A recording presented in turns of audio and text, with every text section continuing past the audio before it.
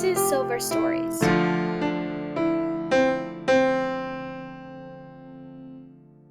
My name is Paula Anderson. I was born in Van Nuys, California. My birthday is June 23rd, year not to be, what's the word? Disclosed because I'm ageless. We moved here from California when I was 10 years of age because my father had died when I was 3. My grandmother, who was a widow, had moved out to California to help raise me while my mother was going for her master's degree at University of California, LA, otherwise known as UCLA. We had a major earthquake around 1975, at which point my grandmother said, "That's it, I'll take snowstorms over earthquakes any time." So we moved back here to Chicago, which also was the reason being that the majority of her 9 siblings lived in the area over here. Back then, it was not uncommon for family to live less than 5 miles from each other, whereas nowadays a lot of people live outside the state, are far away, so chances of family really knowing extended family are few and far compared to back then. My mother herself, she had gone for her master's at UCLA for nursing. I don't really know what interested her in nursing. I believe a lot of it was the fact that back then, choices for women for jobs were few and far. It was basically school teacher, secretary, go into nursing. That was about the realm of it. You really didn't have female doctors. You didn't have female CEOs, women going into business either for someone else or for themselves, or the majority of them, of course, were homemakers, because the old adage back then was that the male was the breadwinner and took care of everything outside of the house, i.e. cut the grass, maintain the outside structure of the house, painting, etc. And mama was the one that was in charge of taking care of the inside, the cooking, the cleaning, the raising the children. So that's why back then job opportunities for women were few and far between. My mother, of course, was interested in becoming a nurse, which she pursued. She had gotten her bachelor's here in Chicago, had gotten her master's out by UCLA, at which point then when we moved here, she had actually served as a nurse for 2 years with the Air Force active duty during the Korean War. She herself did not see activity. She was stateside in California. That's why she was over there going for her master's degree at the time. After we moved here to Chicago, she became an instructor for nursing over at University of Illinois Chicago at Chicago downtown. She taught there for a number of years, at which point, because you were an instructor over at UIC, you inevitably had to continue going on for your postgraduate degrees. So if you had a bachelor's, you had to go for your master's. If you had a master's, you had to go for your PhD. So she had then pursued her PhD in epidemiology, or the science of public health, because at that time she was working over at Cook County Hospital. She was working over at Provident, which is down on the south side. So she was doing a number of nursing programs as well as teaching nursing. After she had acquired her PhD, at that point, she was old enough that she just chose to retire at 65, because really at that point, too, with UIC, it was basically a continue getting more advanced education, i.e. doing publications of articles, et cetera, or to move on, because UIC wanted the people to basically continue working at other hospitals, institutions, whatever it may be, because they were seen as representatives of the schools. So there were not that many people that stayed on without going on with, say, getting major publications, etc. My mother chose not to do any articles, publications, things like that. So at 65, she ended up retiring. The reason that I got into the military was it was a combination of, I was not sure what I wanted to do. I did and I didn't. When I graduated high school, I wanted to get into law enforcement. I was debating, whether or not I would want to go, say, Illinois State Police, if I wanted to try to do local, Chicago, suburbs, etc. I was not really sure. I was considering doing military as a full-time. My mother was the one that had suggested whether or not I might want to consider going Air National Guard. Air National Guard is that you do 1 weekend a month, and then 2 weeks total during the summer, 2 weeks active as we call it. So you would go to the base and actually do 2 weeks of active intensive training to make sure that you are up to par on your training, seeing as that your other training is only once a month. I ended up signing up for the Air National Guard because I was not sure if I wanted to go full-time at that point. So I figure I go it's easier to go part-time and transition to full-time than it would be to go full-time and transition to part-time because you had already signed up your contract for whatever number of years. So I had initially signed up for 4 years with the Air National Guard because at that time that was the minimum that you could sign up for. I've heard that, and even with the military, I've heard now that the minimum is 6 years that you have to sign up for. So they have extended it since my time period. I ended up joining the Air National Guard in June of 1986. I had a choice of either doing law enforcement, which was basically the guys that would drive around the base and ticket cars, check for any buildings that may have had somebody set the alarm off, etc., or to do military policing, which was basically guarding the aircraft or anything on the landing area. I chose to do military policing. I ended up being their first female in the military policing aspect. They had had a number of people in the law enforcement, but no females that were interested in being military police, so I grabbed the opportunity to do so. And therefore, yes, I was their first military police officer in 1986. The Air National Guard that I had attended was stationed out over at Harlem Avenue and Higgins, which was the very end tip of O'Hare National Airport. There was also the Air Reserves. That is another extension of the Air Force. There's the Reserves and the Air National Guard. Basically, we do the same thing, it's simply that we're doing opposing weekend trainings. So if we were there one weekend a month, they might have been there the following weekend, etc., etc. So I did the Air National Guard. I did my training down at Lackland Airforce Base in San Antonio, Texas. Basic training back then, I do not know if it's changed, was 6 weeks. So basically went down to Lackland Air Force Base. And no, it is not as you would think for females. We do not have our heads shaved like we do for the males.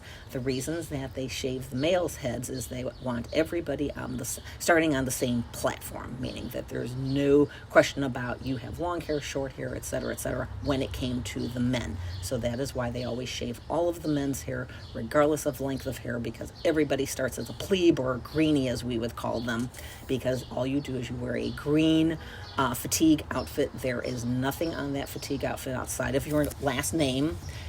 There's no rank, even if you qualify for rank, because going through basic training, everybody is starting out the same. When it came to the females, what was required for us was that you had to initially start out with short hair. So even if you had long hair, you had to have your hair no longer than ear length or about chin length. So all the women had to, with basic training, start at the same length, but not to the degree of what the men had. Once you were done with basic training, the requirement for women was, if it was not short hair, your hair had to be tied up in a ponytail, not to go below collar length.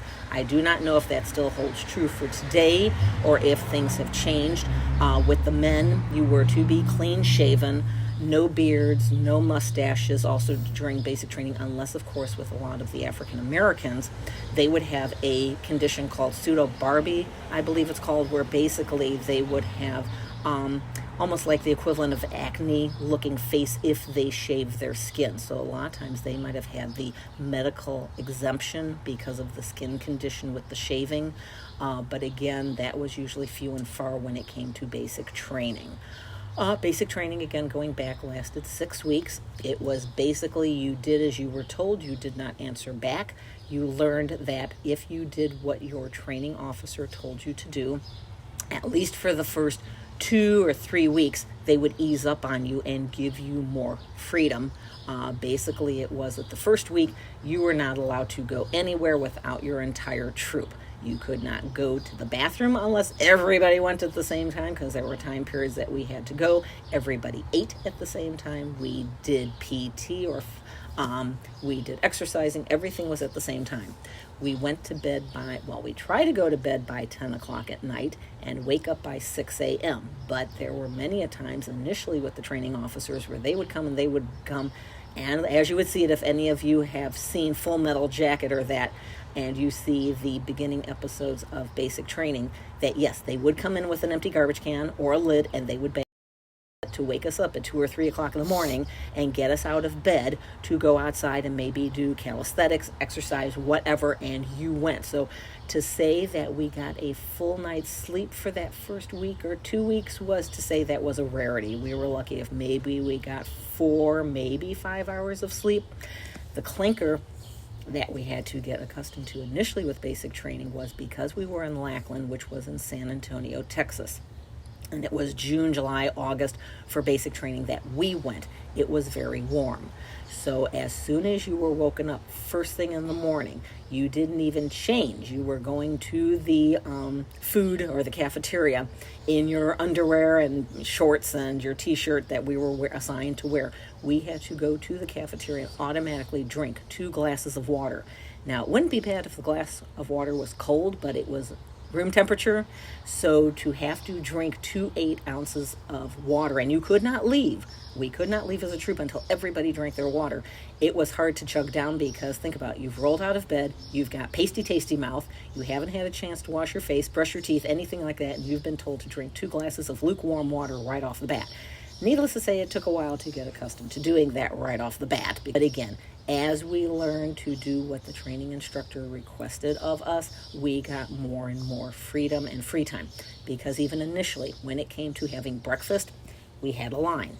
Whoever was the first one went through, you grabbed something, and at least initially people were kind of lax with going through the cafeteria line. They were picking up food they wanted, everything that's Uncle, scrambled eggs, bacon, toast, whatever, etc., etc. So you figure we had a troop of, I want to say, at least 25 people in our group. So by the time the first person sat down to start eating their breakfast and the last person was just starting, the TI came and said, okay, that's it, you're out of here because you only got 10 minutes to eat breakfast. So if you were slow in the chow line, you were SOL. So as time went on, we learned to speed up and grab things like an apple, a banana, so everybody had a chance to eat something, at least with that first week or two, in conjunction with having to drink our 2 glasses of water. So then as we, again, going back, the more that you did what your TI instructed of you, you then got more free time. So breakfast inevitably got to the point of 20 minutes to a half an hour for breakfast because we earned the privilege, as they said, to have these things. It was not a right, it was a privilege. You had to earn it. If anyone in the group screwed up, meaning they were not able to keep up, say during calisthenics, or they did not do things like, say, if we had to polish our boots and it wasn't up to snuff, or if they had the creases wrong in the uniform, that the entire group paid the price. It was a team effort. So if one person screwed it up, the entire team suffered. So it would be things like maybe we'd lose a privilege, or we had 5 extra minutes or 10 extra minutes when it came to doing calisthenics. So again, you learn to work as a team, which again, as a lot of people will say, when it comes to women, that's a challenge, because having to try to get along together, you've got different personalities, different areas from which they came from, just different mental beings of how they were raised as kids and teenagers, because again, it was a variety of ages. We had people that were coming straight out of high school that basically didn't know what they wanted to do with their life and they joined the military, and then we had people who were a little bit older like myself that were 21, 22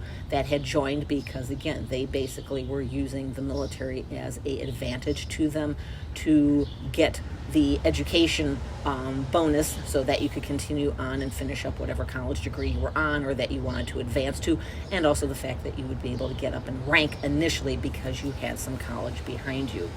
So basic training, yes, by the time we were done with basic training, yes, we had earned privileges like going down to San Antonio to the Riverwalk, things like that, but that took us a good 2 to 3 weeks into the 6-week training period before you could actually earn these privileges. In fact, the first week to 2 weeks, you were not allowed to make any phone calls to family. Back then it was the good old letter writing, snail mail. So by the time you wrote a letter, it might have taken 2 or 3 days before family got it, depending on where it was being mailed to. Phone calls, when we finally did earn the privilege initially, it was 5 minutes of a phone call. As we got closer to the end, then you were allowed to, you had more freedom, you could walk around the base, do what you want to do, make the phone calls if and when you had the opportunity, say between classes or in the evening, etc. So really, going back to it, it came down to being a team effort. I'll never forget that there was one, it was the males, because when it came to doing calisthenics, women and men. We all were on the playground, if you want to call it. We all did calisthenics roughly at the same time in groups. There were morning groups, evening groups, afternoon groups, but we were usually part of the morning group before we went to our classes for training and whatnot. But I'll never forget that there was a squadron of males that were next to us, and their TI, and it didn't make a difference. You could have a female TI, you could have a male TI. I, with my squadron, had both. I had a male and a female. With the squadron next to us with the males, one day they had a female. She was maybe no taller than 5 feet. There was a gentleman in the squadron who was probably about a 6-footer who was acting up. And so, of course, she was yelling at them to behave, etc., etc. This one guy must have been the instigator. She pulled him out of the group. She had him stand in front of him, and rather than her looking up at him to yell at him, made him kneel so that she would be eyeball to eyeball with him, because, as she said, I will never look up to anyone. You will never look down to me. I am your training instructor. If anything, we look at each other on an equal level, or I look down to you, because, again, I am the training instructor. You basically are the plebe. And after he was made to kneel, and of course she chewed him out, he never acted up again. So that was the main thing with a lot of the guys. When they had a female training instructor, they always thought, oh, I can get away with it because it's a female. She isn't going to be hard on me. And needless to say, a lot of times the female training officers could be even rougher than the male training officers. So after I was done with 6 weeks of training over in San Antonio, Texas, and again, our squadron consisted of different females that were going into different areas of training. So we were not all military policing. It was just that everybody was there together for basic training, as were the males in the male squadron. So some of them actually stayed on in Lackland because some of them were military policing, but they were doing canine training. So I actually stayed on for 2 extra weeks over in Lackland to do the initial military training of policing. And I would see a lot of them, and yes, they would start out with their 1-year-old dogs, and they would have their training sessions, etc., etc. I did my 2 weeks in Lackland, then came back here to Chicago O'Hare and continued my training. So then I ended up staying for 4 years, had a renewal, and renewed for another 4 years, at which point I was considering maybe staying on for a full 20 as a part-time with the National Guard.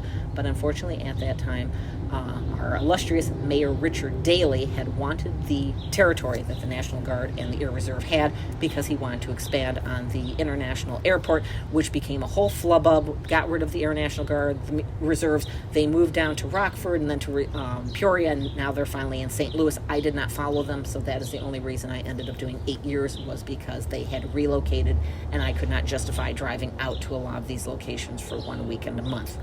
So basically after that, since I was, 21 plus 8, 27, at that point I was on the verge of, applying to get into law enforcement, etc. I had applied to the Illinois State Police, and except for the eye exam requirement, that was the only thing that held me back, because back then they wanted 20/20 vision, with as close to 20/20 vision without your glasses on, but realized that they were losing a lot of good people simply based on that factor alone, even though I had passed everything else.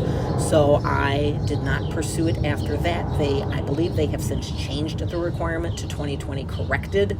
So again, by that point, no, I had lost any interest in getting into law enforcement. I did get into dispatching so as to still stay in law enforcement. I went on for my bachelor's in criminal justice with a minor in psychology over at UIC, because I was actually considering applying to the FBI or the CIA for terrorism. I was considering maybe being a researcher on terrorism and that, because at that time there were a lot of terroristic activities going on, nothing compared to what we had with the Oklahoma City bombing, and of course with the Twin Towers, etc., more currently. But back in the day there were still terroristic attacks that were happening on the home front. That again too had kind of gone on the back burner, because again the interest just changed over time. So then I had completed the degree in the criminal justice. I was then considering going into social work, working with wards of the state with the females that were in the criminal justice system that were basically trying to get back their kids that were taken away from them from DCFS. I had worked in that field for about 2 years, and then had worked in drug addiction for another 2 years. At that point, I had started dating, had gotten married, started having children. My husband ended up being a police officer, so I was basically living vicariously through him, so to speak. But again, the interest in law enforcement was starting to wane, because law enforcement as a whole, and even my husband would attest to today, it's not as it was when he had gotten on almost 40 years ago. Policing back then, you were seen as being respected, revered by the public. Now it's a completely different mentality, and a lot of people even question why would anyone want to become a police officer, not necessarily here in Illinois, but anywhere across the nation. And even in Europe, there are places that, yes, you just don't have the respect as a law enforcement officer that you get until people need you. Then all of a sudden they expect you to be there at the beck and call. So my mother, of course, she had continued on to her PhD. She retired. She helped me in regards to helping babysit my kids at the time, because I was working part-time as a dispatcher. Continued on through that, inevitably stopped working and doing that, retired, and have been enjoying a full and fruitful life since then, enjoying traveling, seeing things, etc., etc.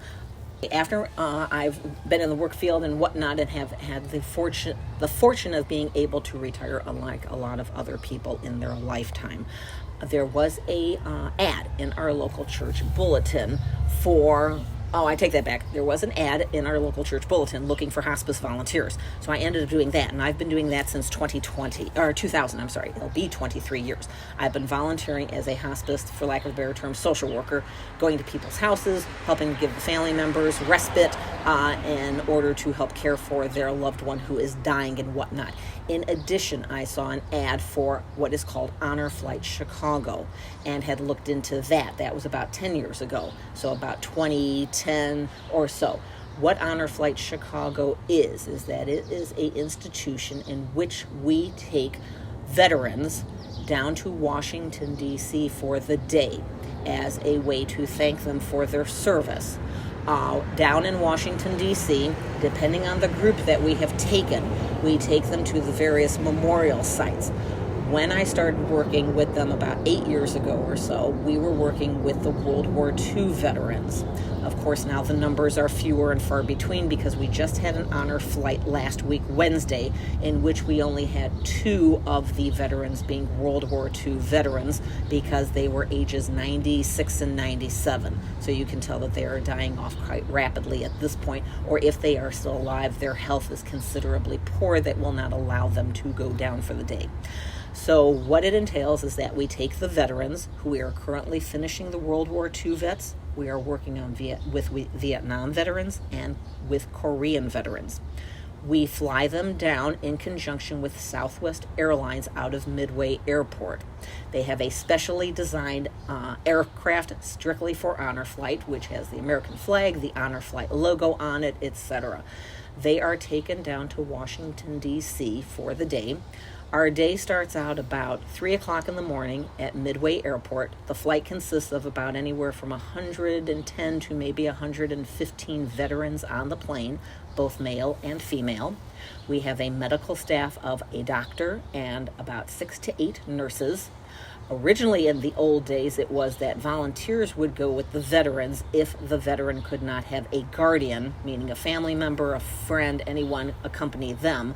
But we found that by taking away the volunteers, that allowed us to have more veterans. So then this way, the volunteers help to load up the veterans on the airplane at Midway, and except for the guardians or the family members that have paid their own way, this is free of charge for the veterans, but if the guardian wants to go with, they must pay, which is about $550 for the day, all money to go back to Honor Flight to help for future flights. They are flown down to Washington, D.C., and the veterans that do not have a guardian are met with a large group of volunteers that work in conjunction with us from Washington, D.C.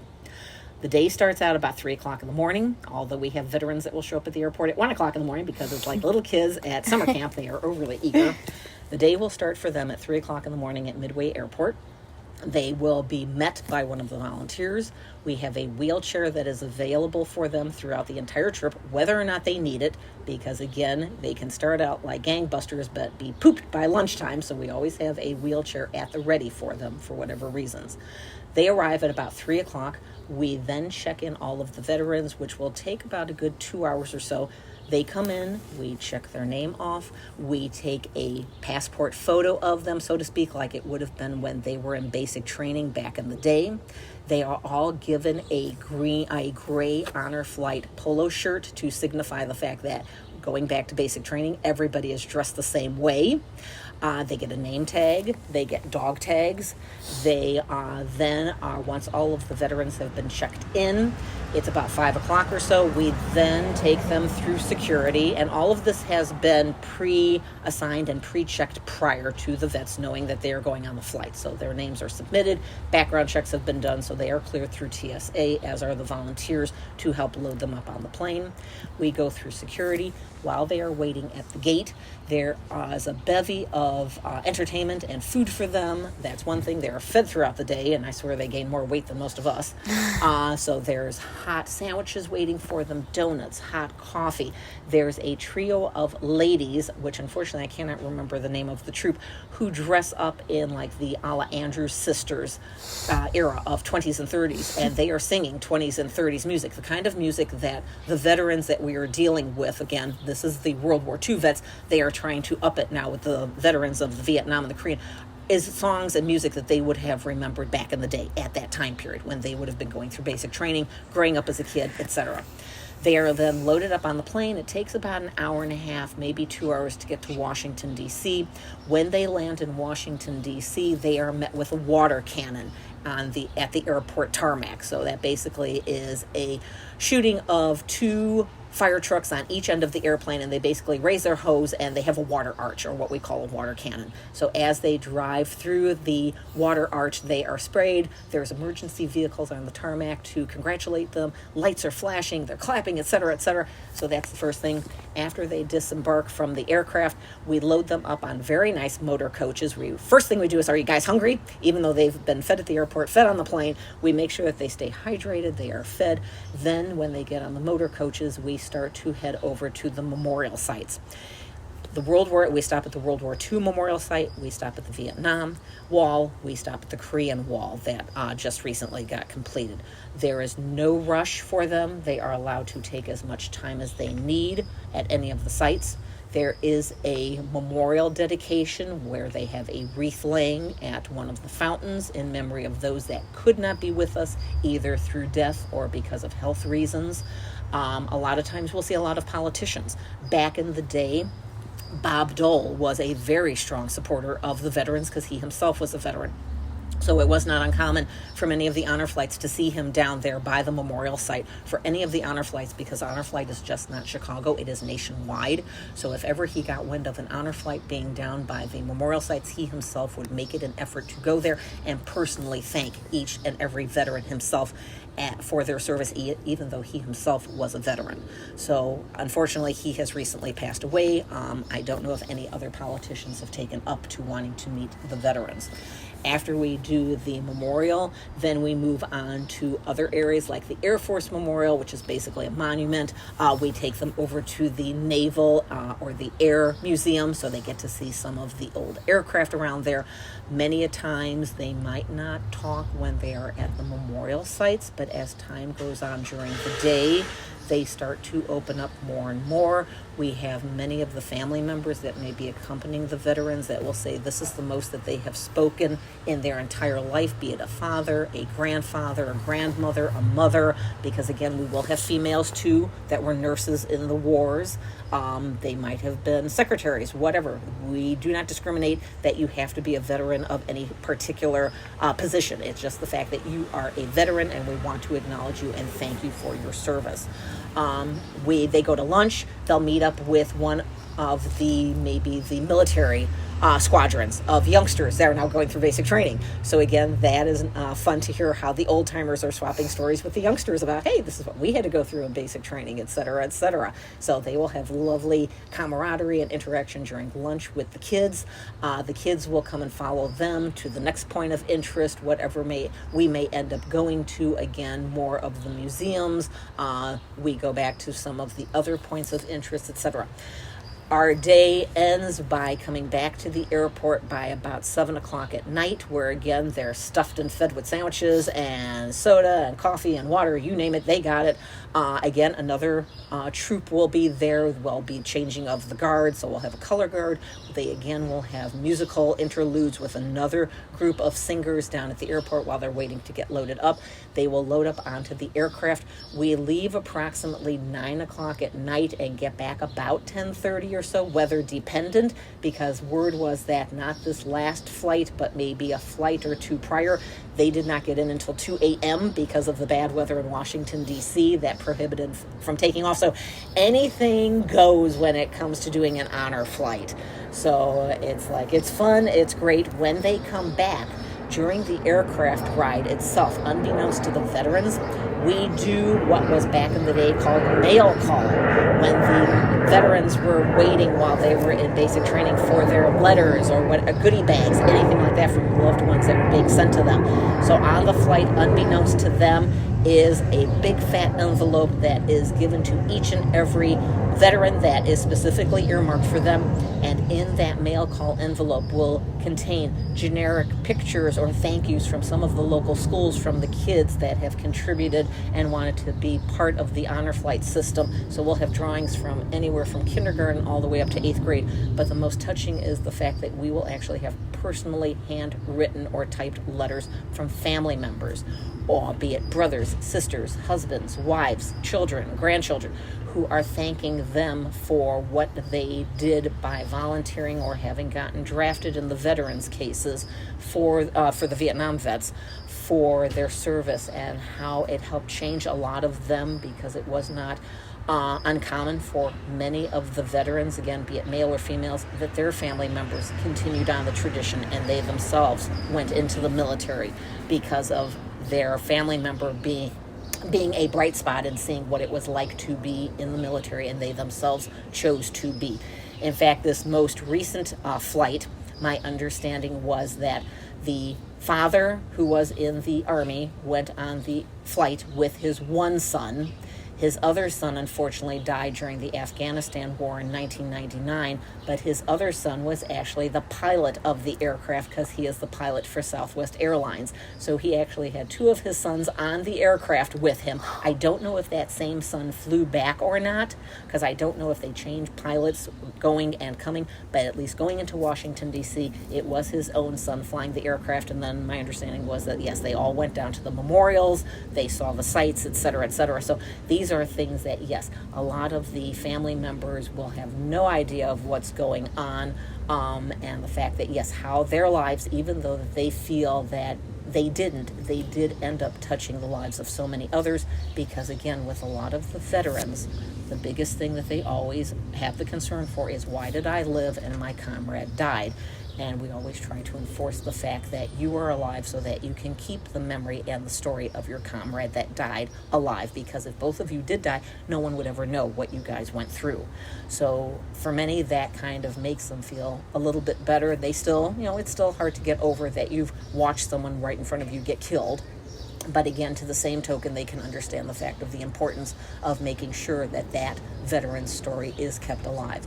On the way back, after they've done their mail call in the aircraft, again, they are met at the O'Hare, or the Midway end, with a water cannon salute, and all of the emergency vehicles are lined up. And then, unbeknownst to them, when they enter back into the baggage area to unload and meet their family members, who they think are only maybe a few, they are met with such pomp and circumstance. We have the Shannon Rovers, who are bagpiping that lead them as they are exiting out of the aircraft. down to the baggage area. They will have tons of family members, friends, other honor flight volunteers that have come for the evening flight to meet them and greet them, signs all over the place. We will jump in front of them, give them hugs, basically treat them like they were a rock star. And they are moved to tears, many of them, if they haven't already broken down by seeing the memorial walls and names of their comrades, will definitely be shedding a tear by the time they end up landing at Midway Airport. After that, of course, we make sure that they are met up with their family members.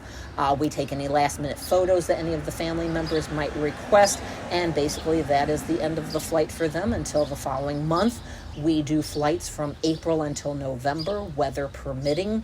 There are a few honor flights throughout the nation that actually do overnight stays in Washington, but we have found that, unfortunately, because a good number of our veterans require medicine in a timed manner, that from a liability aspect, that is why we do not do it. So that is why it's a full and fruitful day for them, from anywhere from 3 in the morning at least until midnight that following day.